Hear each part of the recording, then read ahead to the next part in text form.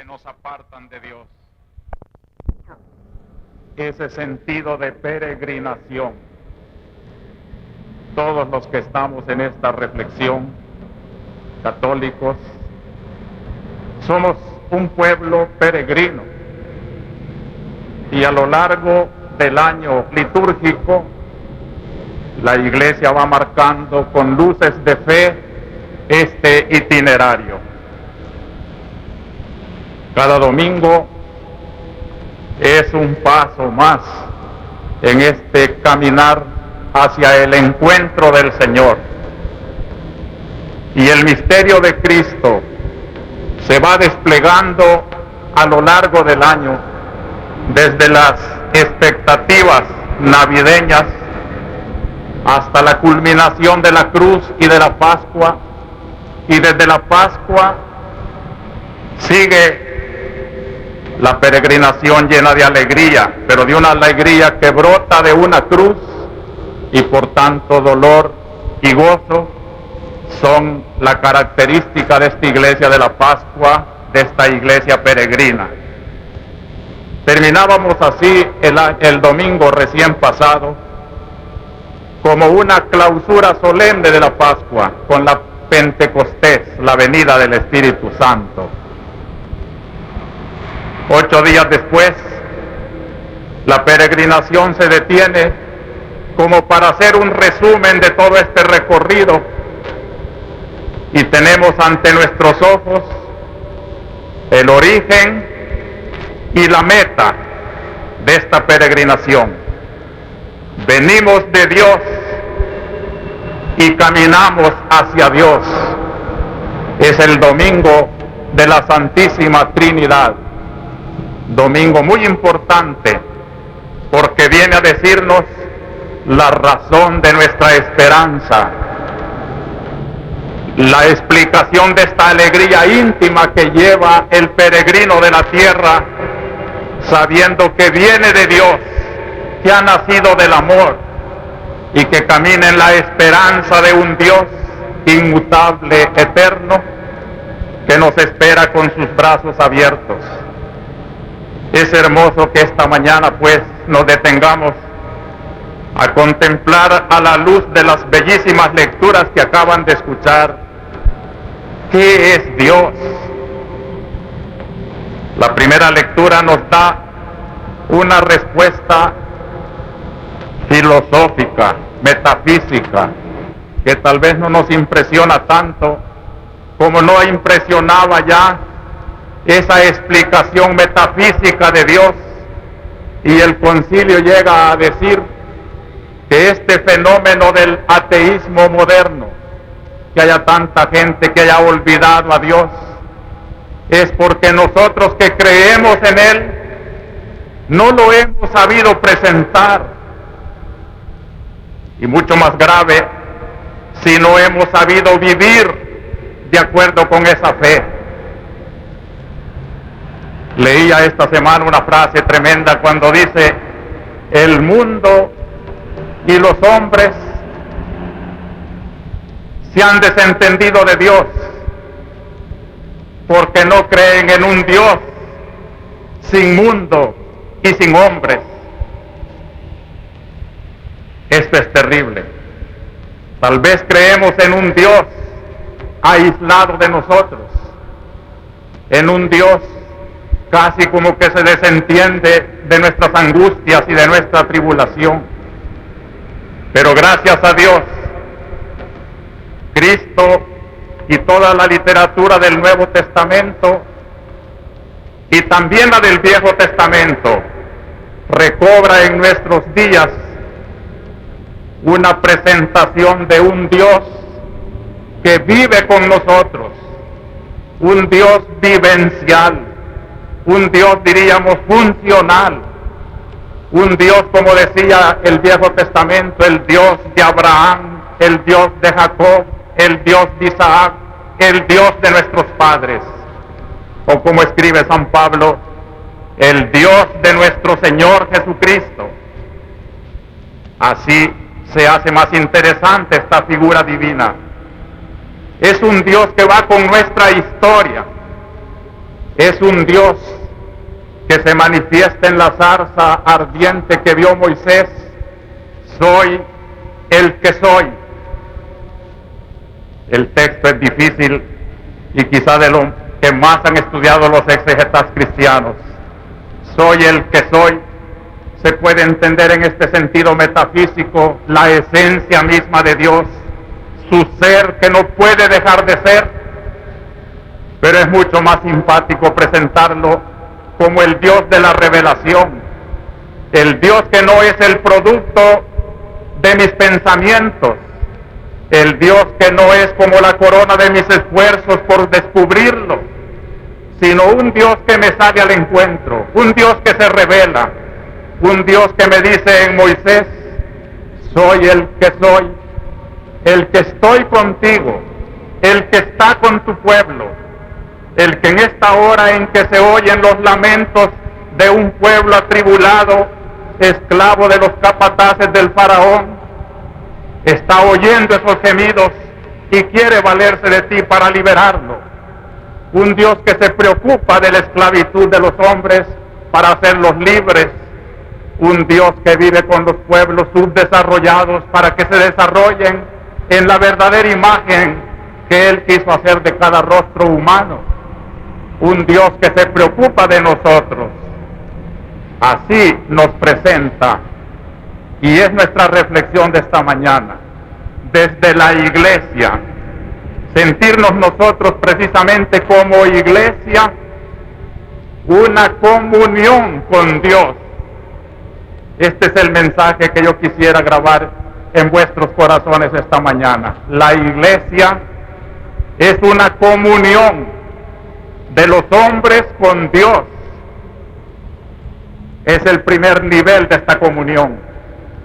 De allí descenderá naturalmente un segundo nivel. La iglesia es la comunión de esos hijos de Dios, marcados por el bautismo, unidos en Cristo el Hijo de Dios. Y en tercer nivel, la iglesia en comunión con el mundo entero, con la creación. Y esta es la grandeza de nuestro pueblo cristiano. Como quisiéramos, hermanos, en esta hora y siempre, quiero repetir una vez más que nuestro trabajo en la iglesia no es el producto de unas circunstancias, es la convicción de que un pastor de la iglesia, unos sacerdotes de la iglesia, unos cristianos que sienten con la iglesia, tienen que identificarse cada vez más con su razón de ser. Haya o no haya persecución, construyamos nuestra iglesia en la convicción de que la iglesia es una comunión de todos los hombres para acercarlos a Dios.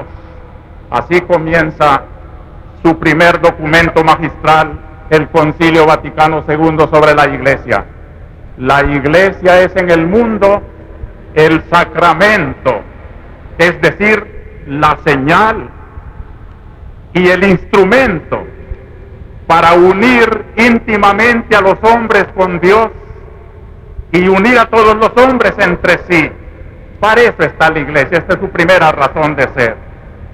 En este primer nivel, pues, de la comunión iglesia, encontramos a un Dios que se hace presente en esta iglesia. Les recomiendo mucho leer ese primer capítulo de la Constitución de la Iglesia, donde nos presenta la iglesia como un misterio del Padre y del Hijo y del Espíritu Santo. Resulta que Dios no es un ser aislado, solitario. Cristo nos ha revelado que Dios es comunión, que Dios es tres personas, con esa capacidad que debía tener toda persona creada a su imagen, una apertura para recibir al otro y para darse al otro. El Padre es como el yo inicial, el Hijo es como el tú, con quien se entabla una corriente de amor tan intensa que resulta un nosotros, la comunidad en un amor indestructible, el Espíritu de amor, el Espíritu Santo. Ese nosotros que se pronuncia en la Santísima Trinidad, capacidad de darse y de recibirse mutuamente, construye en la tierra la comunidad iglesia. Pero en primer lugar, es un Dios que se da a esta comunidad que lo ha encontrado en Cristo. Cristo es el hombre en el cual Dios se hace visible. Cristo es como la zarza que vio Moisés, iluminada de Dios. Vimos su gloria como de unigénito del Padre, decían los apóstoles, y os revelamos esa vida que Él nos trajo para que también ustedes entren en comunión con nosotros y con el Padre y con el Hijo y con el Espíritu Santo. De Dios deriva la vida de la iglesia, de la verdad divina deriva su predicación en la tierra, de su vida eterna deriva el perdón que se da a los pecadores arrepentidos, la santidad de las almas que crecen hasta las alturas de la contemplación. De Dios deriva toda su fuerza, toda su razón de ser. Esta es la relación más grande y más íntima de la iglesia, una relación con Dios. De allá deriva toda su misión y toda su razón de ser. Por eso la iglesia canta el día en que los magos van a adorar al niño Jesús y Herodes, gobierno de la tierra, tiene envidia de un nuevo rey que ha nacido.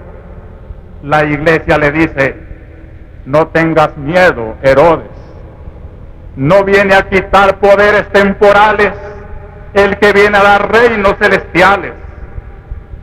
Sería bueno recordarlo en nuestros días también, cuando se tergiversa la misión de la iglesia como una competencia política, como un afán de querer el poder político.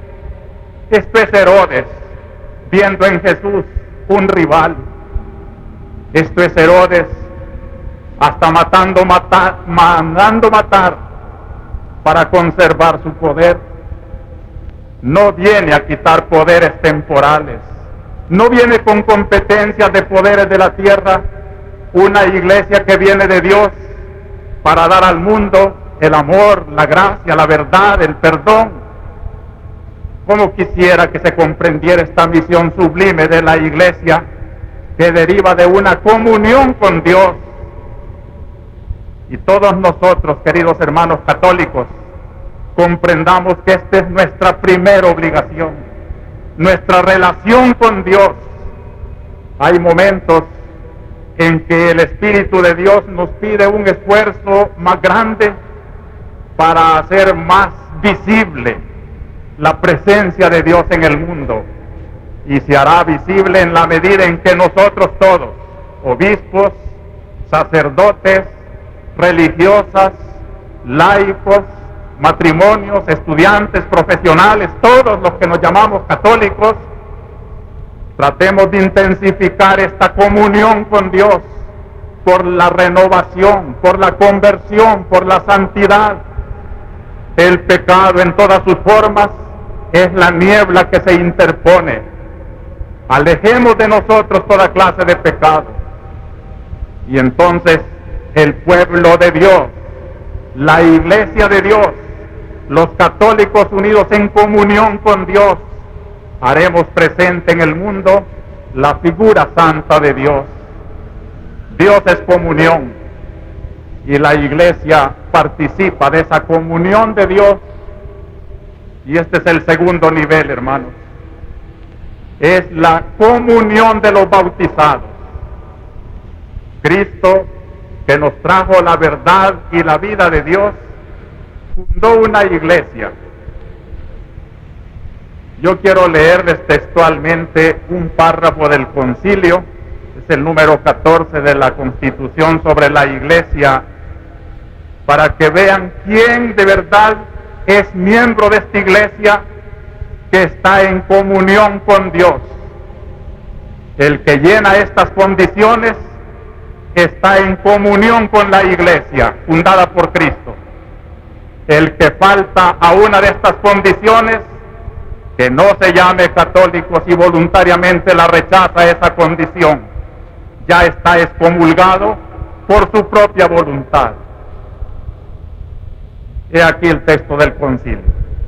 A esta sociedad de la iglesia fundada por Cristo están incorporados plenamente quienes, poseyendo el Espíritu de Cristo, esto es lo primero, poseer el Espíritu de Cristo.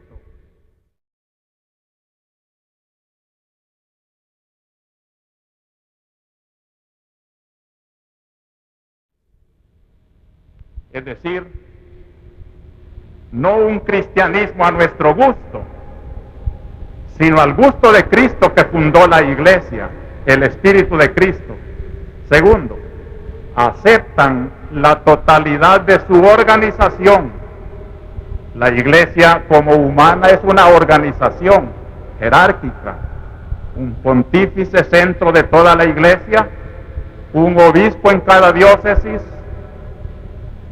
una organización, sacerdotes en cada parroquia. El que acepta esta organización, otra condición, y acepta también todos los medios de salvación establecidos en ella, y en su cuerpo visible están unidos con Cristo todos los medios de salvación establecidos en ella. Son los sacramentos, son las leyes de la iglesia, es su verdad. Cristo, el cual la rige mediante el sumo pontífice y los obispos. He aquí las personas concretas. El que no está de acuerdo con su obispo no puede llamarse católico.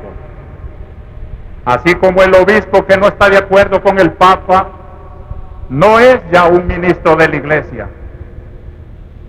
Ustedes conocen el caso famoso de Lefebvre, un arzobispo de Francia que se declara en rebeldía contra el Papa. No se puede llamar católico, ya no está en comunión con la iglesia. Si se propone como modelo, quiere decir que se quiere un cisma. Si yo mismo no estuviera en comunión con el Papa, no sería digno de esta honrosa dignidad de ser el pastor de la arquidiócesis. Pero es el Papa el que tiene que decírmelo, no otros. Y el Papa me acaba de confesar su comunión conmigo y mi comunión con él. Estamos en comunión, hermanos, y nadie dudará de que quien les está predicando hoy sea un pastor verdadero de la iglesia en comunión con el Papa.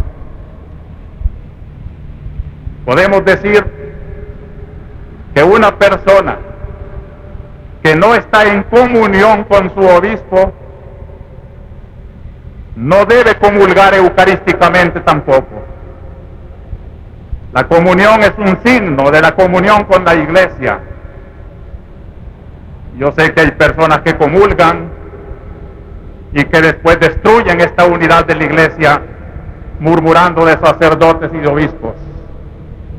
Y todos aquellos que están destruyendo la unidad, hablando contra los sacerdotes, difamando los medios de publicidad, echando culpas que no tenemos, ya se están excomulgando a sí mismos.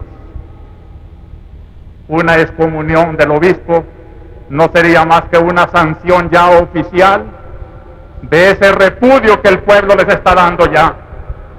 La organización de la iglesia sabe lo que es, y así como en un organismo un cuerpo extraño se expele, se expulsa, el cuerpo místico de la iglesia siente la invasión de cuerpos extraños y los expulsa como células muertas. Sigue el texto del concilio. Por los vínculos de la profesión de fe, de los sacramentos, del gobierno y comunión eclesiástica. Aquí están las características de nuestra unidad. Unidad de fe. El que no admita el credo que el obispo profesa con la iglesia, ya no está en la unidad de la fe católica. El que no admita uno de los sacramentos, de los 7 sacramentos, ya rechaza una de las señales de unidad, no es católico. El que no acepta el gobierno de la iglesia como una jurisdicción, una potestad, tampoco es católico. Y el que estorba ese gobierno de la iglesia, no dejándola administrar su función en un pueblo. Por ejemplo, nosotros no podemos ir ahora a Aguilares a celebrar nuestra misa, a cuidar a nuestros católicos de aquel pueblo mártir. Nos están estorbando en nuestro gobierno. No se pueden decir católicos. Y la comunión eclesiástica. Esta es la plena comunión que Dios ha transmitido por Cristo a este pueblo de Dios, visible en sus ministros, en sus pastores, con una potestad de gobierno, con una unidad de fe, con unos sacramentos, con una organización. El que quiera pertenecer a este pueblo de Dios organizado por Cristo que se llama la Iglesia Católica, tiene que aceptar estas condiciones. Y si no las acepta, y si voluntariamente las rechaza, es un cismático, es un destructor de la iglesia, moralmente un excomulgado por su propia voluntad. Naturalmente, hermanos, que esta comunión a este nivel de bautizados es precisamente como una condición de salvación. Entonces, fíjense bien en esta pregunta: ¿el que no está en esta iglesia no se salvará? No he dicho eso.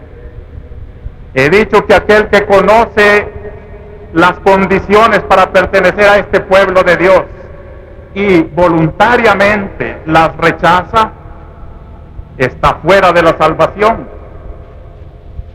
Pero que si hay alguno no católico que por su convicción de conciencia cree que está en la verdad, ya sea en el protestantismo, ya sea en el judaísmo, ya sea como mahometano, como pagano, y allí trata de cumplir las leyes del Dios como Él lo concibe, ese está en el corazón de Cristo, en el corazón de la iglesia, aunque no está en el cuerpo de la iglesia. Así como al revés, hay muchos que por el bautismo están en el cuerpo de la iglesia, pero por su actitud, por el rechazo de las cosas, no están en el corazón de la iglesia. Se llaman católicos, pero no son católicos y están fuera de salvación. Y los que están fuera de la iglesia, pero con buena voluntad viven su religión, su congregación, están camino de salvación, están en el corazón de la iglesia, no fuera de Cristo. Cristo desborda la iglesia católica y se hace presencia de salvación en el protestante, en el mahometano, en el judío, que está allí de buena voluntad. Es Cristo el que lo está salvando. A este propósito, quiero contarles que esta semana tuve una de mis más grandes satisfacciones cuando una confesión protestante se acercó y platicamos profundamente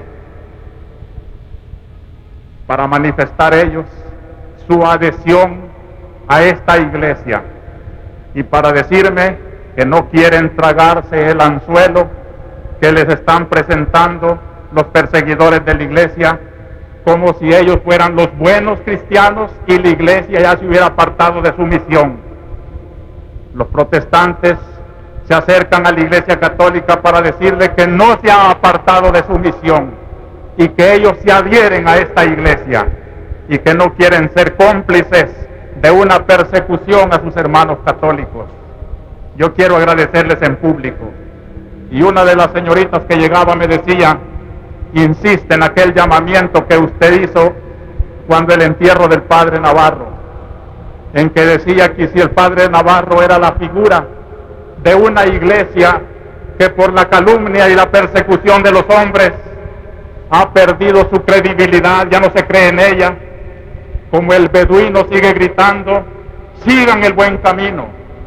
Y llamábamos a todas las fuerzas morales, llamábamos a los protestantes que tienen el evangelio en sus manos, para que prediquen este reino de Dios en el mundo.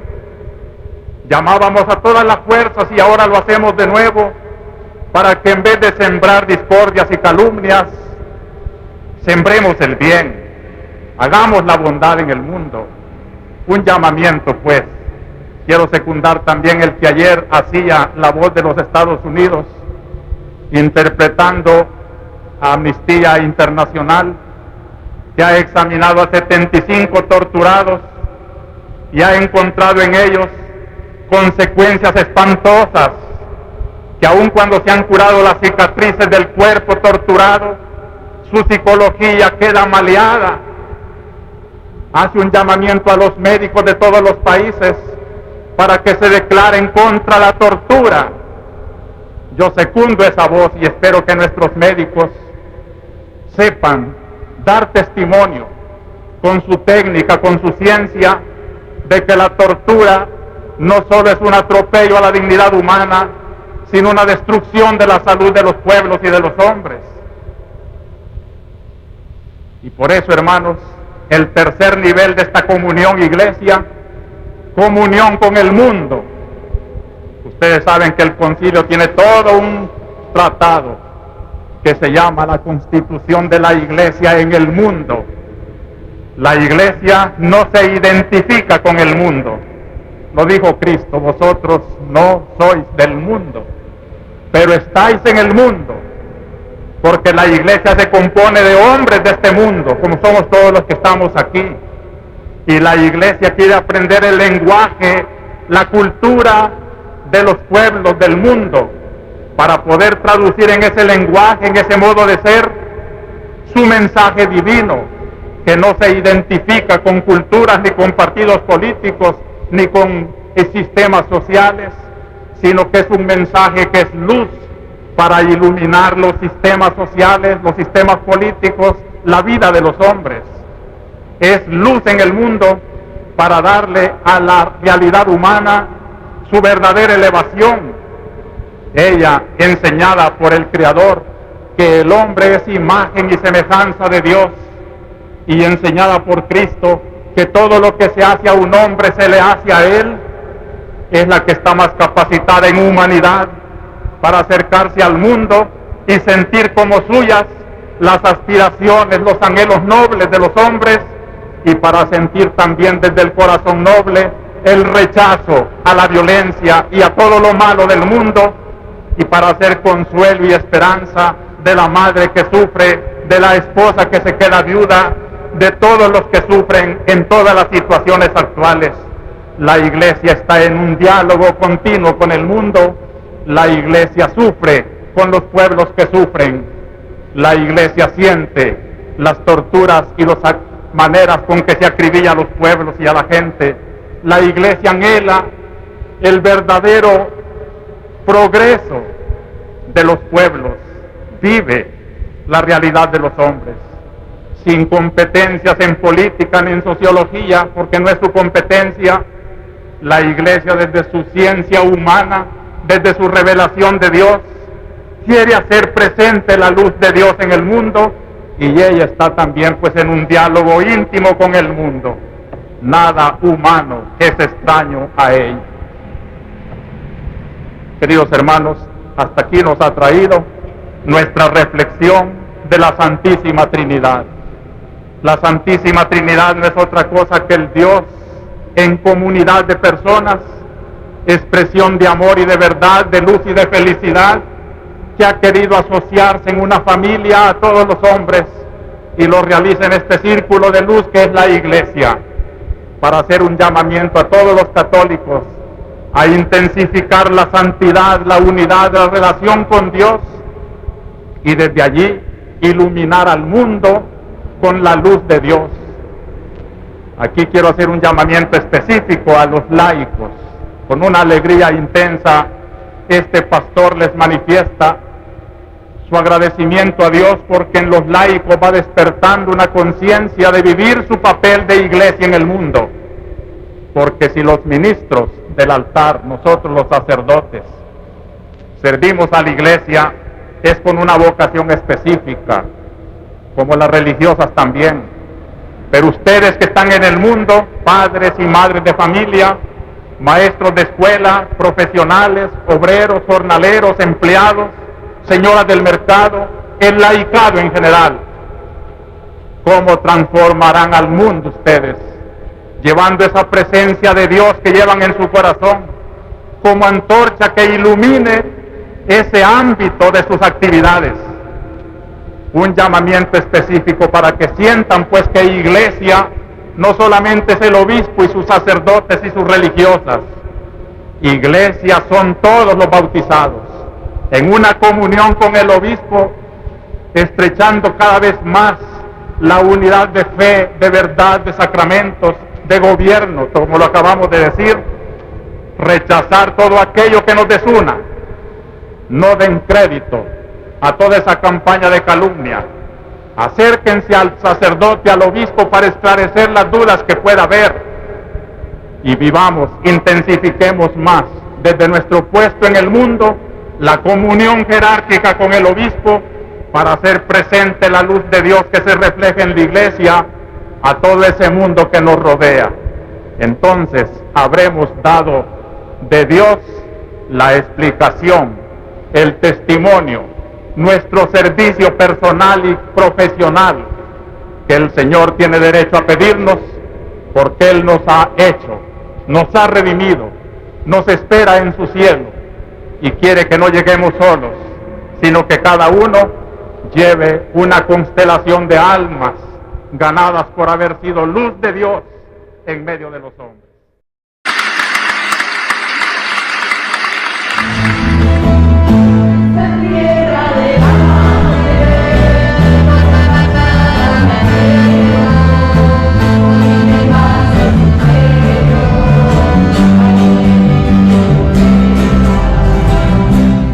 Muchas gracias por haber tomado su tiempo para escuchar la homilía de San Óscar Romero en la solemnidad de la Santísima Trinidad.